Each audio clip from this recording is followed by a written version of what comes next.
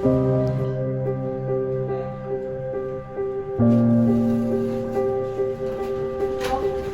po ang lagay ng anak ko? Maluba po yung sakit ng anak niyo. Kailangan niyo pong mabayaran niyo agad yung bill para po maoperahan agad yung anak niyo. Pwede niyo pong i-check.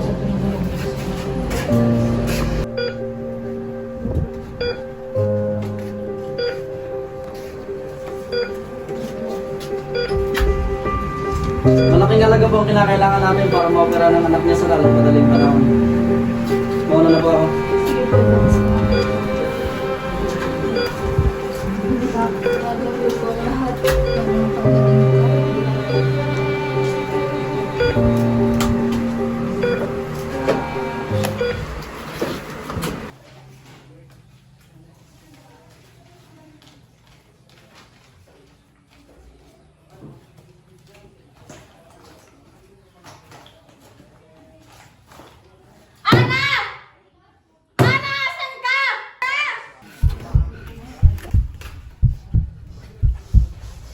Ma'am, bakit po? Nawawala ang pera ko na nakalaan para sa foundation event. 95,000 yon. At ikaw lang ang may alam kung saan ko dinalagay ang aking pera. Ma'am, ako po. Pinagkatiwalaan kita! Ba't mo nagawa sa akin to, Ana? Mama, mamamatay na po ang anak ko. Wala na po ako ibang malalapitan. Handa po akong makulong. Pero sana po, may ligtas ko lang po siya. Patawarin niyo po ako.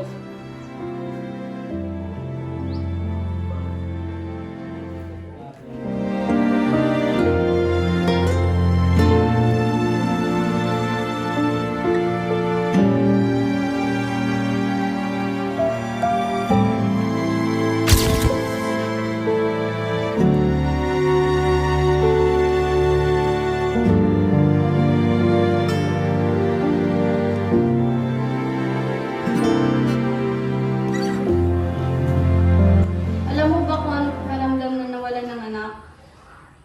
Hindi mo na kailangan bayaran ang pera. Pinapatawad na kita. Po, ma'am, totoo po ba? Sana hindi mo na ulit sayang ang tiwala ko sa iyo. At sana matuto ka na sa maling ginagawa mo.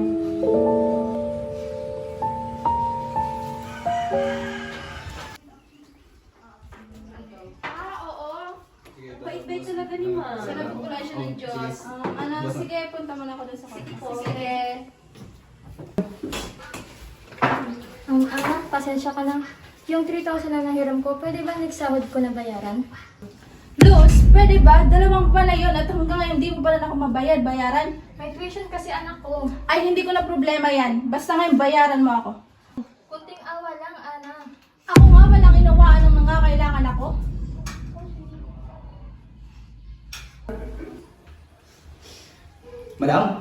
Madam, may sasabihin ho ako sa inyo. Ay, si anak ko, sa pilitang sinisingil si Luz ng 3,000 pautang daw at balak pa niyang mapalisin dito sa bahay. Ganun ba? Asan si anak? Sa kabilang kwarto, ma'am. Papuntay mo nga dito. Sige ho, ma'am. Bakit po, ma'am? Ana, totoo bang pinagbabantaan mo si Luz na paalisin mo siya dahil lang sa utang ng 3,000? Magkano bang pinatawad ko sa'yo? 75,000 po, ma'am. O gano'n naman pala bakit hindi mo kaya magpatawad ng 3,000? Pinili kong unawain ka dahil alam ko ang sakit ng nararamdaman na mawala ng anak. Pero hindi mo pinili maging maawain. Simula ngayon, ibabalik mo na sa akin yung 75,000.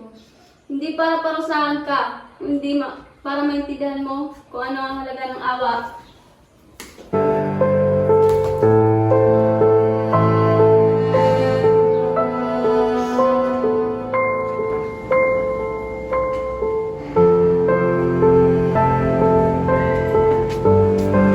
Anak, pinapatawad na kita.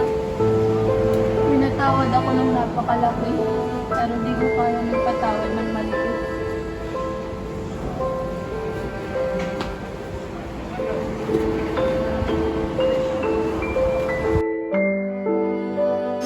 Minsan, hindi pera ang tunay na utang, kundi ang awa na hindi natin ipinapasa.